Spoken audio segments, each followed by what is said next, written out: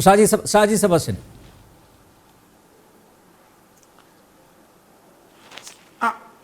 എനിക്ക് പറയാനുള്ളത് നമ്മുടെ ഈ മുല്ലപ്പെരിയാർ ഡാമിന്റെ പ്രശ്നം വെച്ചാൽ രണ്ട് സൈഡും ആങ്കർ ചെയ്തിട്ടില്ല. നോർമലി കോൺക്രീറ്റ് ഡാം ഇപ്പം നമ്മൾ ഇടുക്കി ഡാമിന്റെ താഴെ പോയി നിന്ന് കഴിഞ്ഞാൽ മുകളിലേക്ക് നോക്കിയാൽ മുകൾ വശത്ത് മഴ നനയൂല. അത് അങ്ങനെ ആർച്ച് പ്ലസ് ഒരു മുട്ടയുടെ പകുതി മുറിച്ചിട്ട് കയറ്റി വെച്ചിരിക്കുന്ന പോലെ ഇരിക്കുന്നത്. അത് പ്രഷർ വരുമ്പോൾ എക്സ്പാൻഡ് ചെയ്യത്തേ ഉള്ളൂ. രണ്ട് സൈഡ് ഈ കോൺക്രീറ്റിന്റെ അകത്തോട്ടുള്ള റീഎൻഫോഴ്സ്മെന്റ് ഉണ്ടല്ലോ, അത് ആങ്കർ ചെയ്ത് വെച്ചിട്ടുണ്ട്, രണ്ട് സൈഡിലും കൊളുത്തി വെച്ചിട്ടുണ്ട്. അതുകൊണ്ടാണ് ഞാൻ പറഞ്ഞത്, ഇപ്പോൾ തമിഴ്നാട് നമ്മുടെ ഈ ടണൽ പ്രപ്പോസലിന് എഗ്രി ചെയ്തില്ലെന്നുണ്ടെങ്കിൽ ഡാമിന് ക്യാപ്പിംഗ് ചെയ്യാം.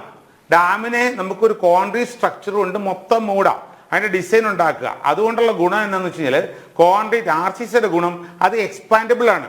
അതായത് നമ്മളെ സംബന്ധിച്ച് എർത്ത് ക്വേക്കിന് ഇപ്പം നമുക്ക് എറണാകുളത്ത് ബിൽഡിംഗ് പണിയും വേണ്ട 5 or 6 ഇതിൽ എർത്ത് ക്വേക്ക് ഉണ്ടായാലും പൊട്ടാത്ത പോലെ പണിയുന്നതാണ് വെപ്പ്. അങ്ങനെയാണെന്ന് എനിക്കറിയില്ല. അതുപോലെ ചെയ്യാനൊരു പാടുമില്ല. രണ്ട് സൈഡിലും സ്റ്റീൽ കൊണ്ട് പാറയ്ക്കുള്ളിലേക്ക് കയറ്റിയിട്ടിട്ട് അവിടെ ഉറപ്പിക്കും. അപ്പോൾ ഗുണം എന്നാന്ന് വെച്ചാൽ ആ പാറ മൂവ് ചെയ്താൽ പോലും ഇത് അനങ്ങി അവിടെ നിന്നോളും. ഈ ഡാമിന്റെ സപ്പോർട്ട്, ഇത് ഗ്രാവിറ്റി ഡാമാണ്. ഗ്രാവിറ്റി ഡാം അങ്ങനെ പൊട്ടില്ല, പക്ഷെ എന്നും കൊണ്ട് പൊട്ടാൻ മേലായി ഇല്ല. കാരണം അതിന്റെ സൈഡിൽ കൂടെ ഒലിച്ചു പോകാൻ ചാൻസ് ഉണ്ട്. ആ ഡാമിന്റെ മുകളിൽ കൂടെ നടന്നത് നമുക്ക് അറിയാം. അത് എഡ്ജ് കൊണ്ട് ഒരിടത്ത് കൊണ്ട് അത് പ്രോപ്പറായിട്ട് ഘടിപ്പിച്ചിട്ടില്ല രണ്ട് സൈഡും. അപ്പൊ 130 അടി അല്ലെങ്കിൽ 140 അടി വെള്ളം നിൽക്കുമ്പം അത് എപ്പോഴാണ് പൊട്ടിപ്പോരാ. കാരണം വെച്ചാൽ രണ്ട് സൈഡിലും വലിയ മഴ പെയ്ത് ഓവർഫ്ലോ ചെയ്താൽ പോരി. മേളിൽ കൂടെ വെള്ളം താഴ്ന്നോളം മഴ പെയ്യാൻ പറ്റൂല എന്ന് ആർക്കാ പറയാൻ പറ്റുന്നത്? ആകെ 13 ഗേറ്റ് എങ്ങണ്ടേ അവിടെ ഉള്ളൂ, 12 13. ആ ഗേറ്റ് മുഴുവൻ തുറന്നു വിട്ടാലും ചിലപ്പം കൂടുതൽ വെള്ളം വരാം. കാരണം കേരളത്തിലെ അവസ്ഥ എങ്ങനെയാണ്? കഴിഞ്ഞ ദിവസം നമ്മൾ കണ്ടതാ, ഇവിടെ കാക്കനാടോ കളമശ്ശേരിയിലോ ഒക്കെ മഴ പെയ്തിട്ട് ഞാൻ അനുഭവിച്ചാണ്. ഇവിടെ മുഴുവൻ വെള്ളം വരുന്നല്ലോ. രാവിലെ വണ്ടി ഓടുന്നില്ലായിരുന്നു. കാരണം എന്താണെന്ന് വെച്ച് കഴിഞ്ഞാൽ റോഡ് മുഴുവൻ വെള്ളം, പല വീടുകളിലും വെള്ളം കയറി. ചുമ്മാ മഴയത്ത് മേഘവിസ്ഫോടനം എന്ന് പിറ്റേ ദിവസം അതിനൊരു എക്സ്പ്ലനേഷൻ കിട്ടി.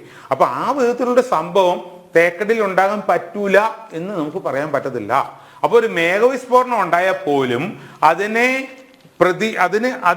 പ്രതിവിധിയാകുന്ന വിധത്തിലൊരു ഡാം ഡിസൈൻ ചെയ്യുക. അപ്പൊ എനിക്കൊരു അഭ്യർത്ഥന എല്ലാവരോടും ഉള്ളത് എന്നാന്ന് വെച്ച് കഴിഞ്ഞാൽ കേരള ഗവൺമെന്റ് താല്പര്യം എടുക്കുക. ഇതിന്റെ ഉത്തരവാദിത്വം ഇവിടെ നമ്മളെ സംബന്ധിച്ച് ഹൈഡ്രോളജിയുടെ ആൾക്കാരുണ്ട്, എക്സ്പെർട്ട് എഞ്ചിനീയേഴ്സ് ഉണ്ട്.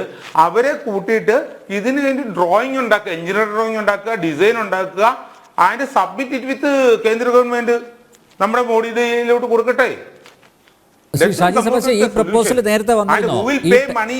ടണലിന്റെ കാര്യം നേരത്തെ നിർദ്ദേശമായിട്ട് വന്നിരുന്നോ?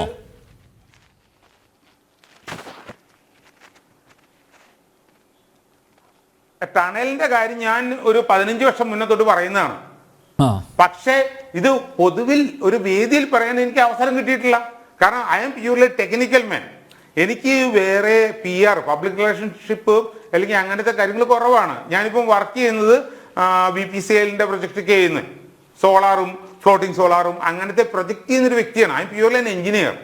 അല്ലാതെ നമുക്ക് മീഡിയയിൽ പറഞ്ഞൊന്നും പരിചയമില്ല, അല്ലെങ്കിൽ ഈ ആൾക്കാരുമായിട്ടോ രാഷ്ട്രീയ പ്രവർത്തനത്തിലോ ഒന്നിലും നമുക്ക് അറിയില്ല.